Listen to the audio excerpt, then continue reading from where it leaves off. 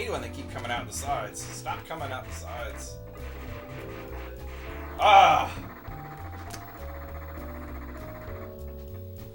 Well, hello and welcome back to Greg's Game Room. Now today I would like to talk about something that is very near and dear to my heart, and that is the company known as Atari. Now you may know that Atari was the biggest name in gaming in the 70s, 80s, and even in the early 90s. Their most popular product was, of course, the Atari 2600, also known as the video computer system. Now this system would propel Atari into becoming the fastest growing American company in history. But between the early days of Atari's arcade games and the 2600 and the computers that they had and the portable Lynx and the Jaguar, there are a lot of stories and innovations that came out of this company that you may not even know about. So get ready, I'm going to show you 10 things that you probably don't know about Atari.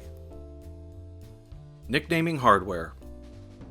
It's pretty common knowledge that Atari engineers would name their consoles and hardware after the busty secretaries who worked at Atari. The 70s were a different time, weren't they? The 5200 Super System was nicknamed Pam, the Atari computer was named Colleen, the 400 computer was Candy, and the Atari 2600 was Stella. They even named the Atari 7800's sprite processor the Maria chip. Well, at least one of these was not named after an attractive lady employee of Atari, and that would be Stella, aka the Atari 2600. It turns out that Stella is actually the name of 2600 hardware developer Joe DeCour's bicycle that he would ride to work every day. The highly prized common Atari. Most Atari VCS 2600 systems are cheap and can be found at every garage sale and swap meet known to man. Over 30 million of them were made, but there is one variation that is somewhat rare.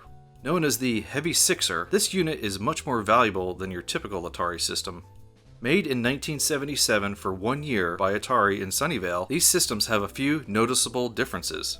Primarily, you'll notice the thickness of the side of the case. Internally, it has a lot more shielding, and owners say the quality of the image is better than on later models. Look to pay 4 times more than a typical Atari 2600 to have this piece of history in your home. The Atari PC. Atari began selling computers in the late 70s all the way through the 90s, including the 8-bit 400, 800, 800XL, 130XE, and 16-bit Atari ST, and even 32-bit Atari TT systems. While they were moderately successful in Europe with the ST line, they never gained as widespread of a success as the IBM PC platform. So Atari flirted with their own line of PC systems. These were based on the Intel 8088 and 386 systems with 512K, 1 meg, or 2 meg of memory. Now, I'm sure these systems were great for running spreadsheets like Lotus 123, but could they play Missile Command? Atari on film.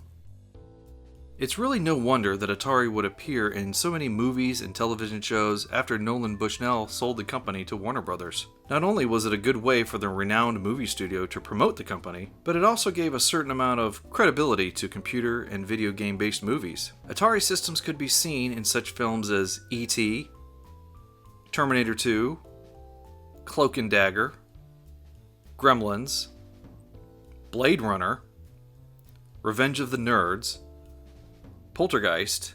In fact, the Atari 2600 can be seen as Carol Ann delivers the famous line, "They're here." Daryl, Max Dugan Returns, Mr. Mom, Electric Dreams, Superman 3. Okay, Superman 3 is a bit of a cheat, but it was Atari who created that video game-like animation. So the next time you fire up one of these classic movies, keep your eye out for that Atari system. Strange consumer products. Of course, Atari is most well known for its video game systems, but they also diversified into some rather interesting consumer products. They created standalone games such as Home Pong, Video Pinball, and Stunt Cycle. But they also created a Simon-like game called Touch Me, a music visualizer called the Video Music, an early cartridge unit called Game Brain, and even a line of calculators. But more fascinating than the products that did come to market are the ones that didn't, including the Atari Cosmos holographic game system, healthcare systems called Atari Bionics, as well as the Vidcom 1, and the Atari Videophone from a division called AtariTel. The Videophone would later be sold to Mitsubishi and marketed as the Luma phone. And an amazing innovation for Atari phones is that they used the power outlet so no phone line among internal home phones were necessary. First, Atari revolutionized home entertainment with video games that excited the whole country. And now they're revolutionizing telephones.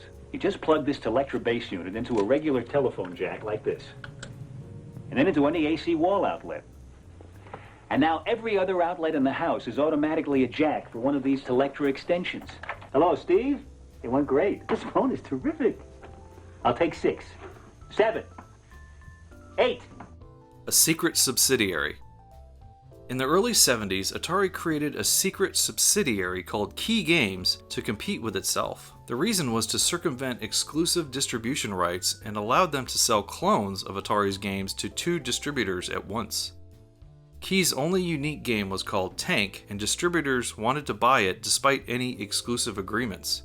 Before long, Key Games was discovered as an Atari subsidiary, and the companies officially merged.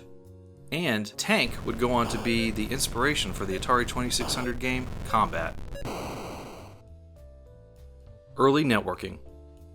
Networks in today's world are commonplace. You're watching this video on the world's largest network called the Internet. Homes and corporations have their own private networks as well, for sharing data and optimizing the use of expensive hardware.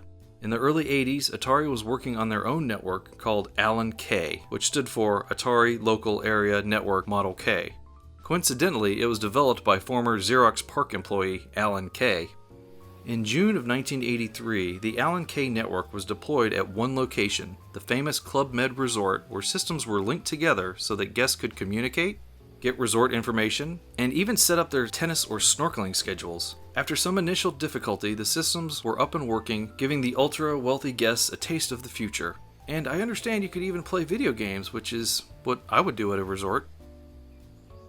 The controversial arcade game. Long before Atari popularized home video games, they were a driving force in standalone arcade games. Pong, Breakout, Asteroids, and Centipede, to name just a very few. Atari was the innovator at creating new concepts in gaming. One concept they tried was with a game called Gotcha. There's nothing strange about the game itself, but it's the controllers that really stand out. Yes, they look like a part of the female anatomy. One wonders what they were thinking when they came up with this, but hey, it got a lot of people talking. The game was later redesigned to have more acceptable male-shaped anatomy instead. Early training simulator.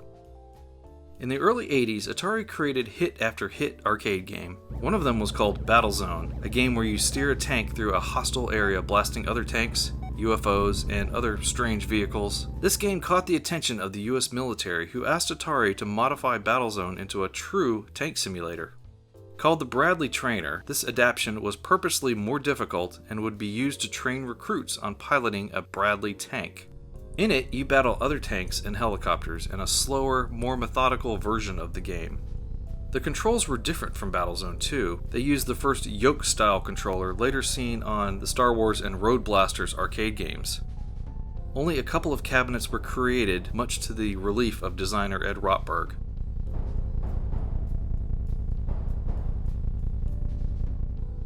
The standard for musicians. The Atari ST computer was a very capable system developed in the mid-1980s after Atari had been sold to Commodore founder Jack Tramiel. While the ST never gained the widespread popularity of its competitors, it did become an industry standard for musicians thanks to its built-in MIDI or musical instrument digital interface ports.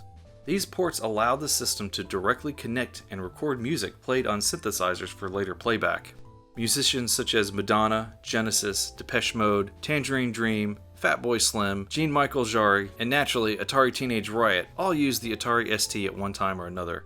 And I even remember seeing an Atari Stacy laptop on the Arsenio Hall show.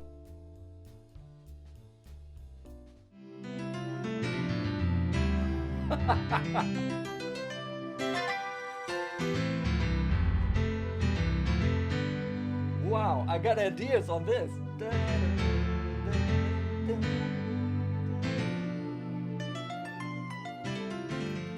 So there you have it, 10 facts about the amazing company known as Atari. You know, it's just so amazing to me that so many incredible technologies that we enjoy today were really thought of and invented years and years ago by a company that is mainly known for video games. So if you enjoyed this video, please consider liking, subbing, sharing, all that good stuff. Thank you for watching, and remember to play Atari today. Alright, now I'm going to show you something in Missile Command that you may not know. Start the game on level 13 and just let it happen. Don't do anything. Don't score any points. When you don't score any points in game variation 13, the programmer's initials, Rob Fulop, will appear down in the bottom corner.